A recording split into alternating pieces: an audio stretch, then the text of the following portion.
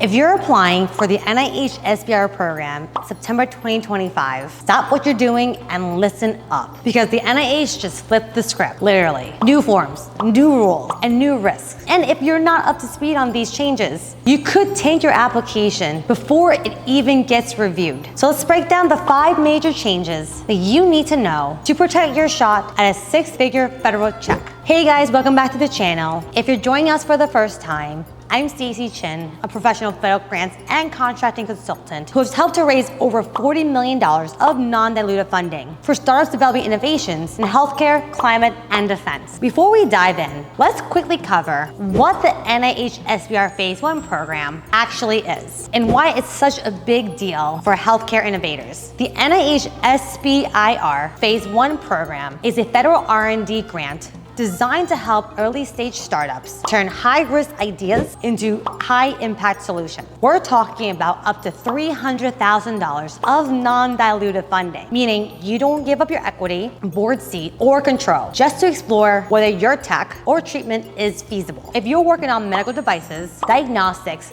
therapeutics, digital health, AI in healthcare, you name it, this is one of the most founder-friendly programs out there. But here's the catch. While the money is real, the rules keep changing. And for the upcoming September 5th, 2025 deadline, the NIH made some serious updates that could trip you up if you're not closely watching. So now let's walk through the 5 biggest changes you need to know, because what you worked on last year won't cut it this time. Number 1, a simplified peer review process. Less Ivy League, more ideas that matter. Starting January 2025, earlier this year, the NIH ditched the 5 scoring system. No more obsessing over investigator or environment score. Now reviewers score on just 2 major factors, importance and feasibility. Why the shift? The NIH want reviewers to focus on the science, not just the CV or the institution. So if you're a scrappy founder with a killer idea but no Stanford hoodie, you've got a better shot than ever before. So for the September 5th, 2025 deadline, write like you're pitching the problem, the solution, and why your approach won't fall apart. Your science has to pop, because your credentials won't save you anymore. 2, new Forms I. If you upload the wrong file, you're toast. In March of 2025, the NIH released the dreaded Forms I package. If you're still using last year's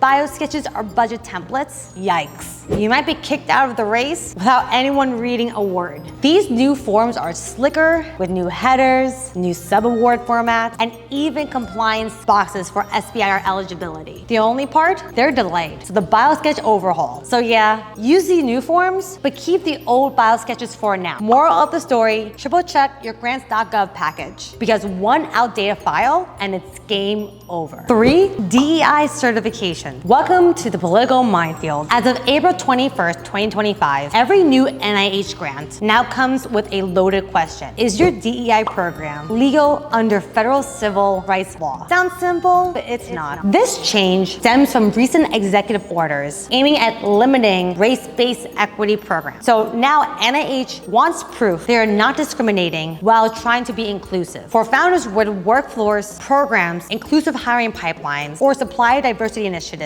this could be a legal gray zone. So have your general counsel or HR team review this before certification. It's not optional, and it's not a good look to certify something that you don't fully understand. 4, no more auto extensions, time for new money. Previously, if you're running behind on your Phase I work, you could just click a button and get a free 12-month extension. Not anymore. As of May 2025, the automatic no-cost extension, or NCE feature, is disabled. So if you want more time, you have to request it, justify it, and wait for NIH approval. So if your experiment gets delayed, your IRB timeline drags on, or if your CTO ghosts you, start that extension request early on. This changes your timeline, your budgets, and even your Phase II readiness game plan. So don't get caught flat-footed in this area. 5, the political winds are shifting. Stay agile or get blindsided. 2025 has brought us executive orders, budget freezes, lawsuits, and a lot of uncertainty uncertainty in the federal funding world. NIH SBIR funding is still strong, but the rules around it are wobbling. So if your company leans heavily on DEI language, climate initiatives, or international collaborations, reframe your messaging carefully. The wrong phrase could raise flags or just tank your review scores. The fix? Keep your science aligned with NIH's mission. Avoid hot button buzzwords unless they're essential to your innovation. And maybe have a backup plan. NSF, DoD, or DOE to diversify your funding outlook. So all right, founders, here is your cheat sheet. Use Forms I, focus on the problems and solutions in your proposal, certify DEI carefully, plan extensions early on, and watch your language because federal funding politics are real. The September 5th, 2025 deadline is your golden opportunity. Just don't get disqualified over a missing form, a formality, or a random footnote. If you found any of these tips helpful, please like this video and subscribe to this channel so that you can learn new ways to keep your equity throughout your fundraising journey. And don't forget to check out our website at keepyourequity.co where you find more resources, templates, and advice to help you secure non-dilutive funding. Thank you so much for joining me today, and I'll see you in a video very soon.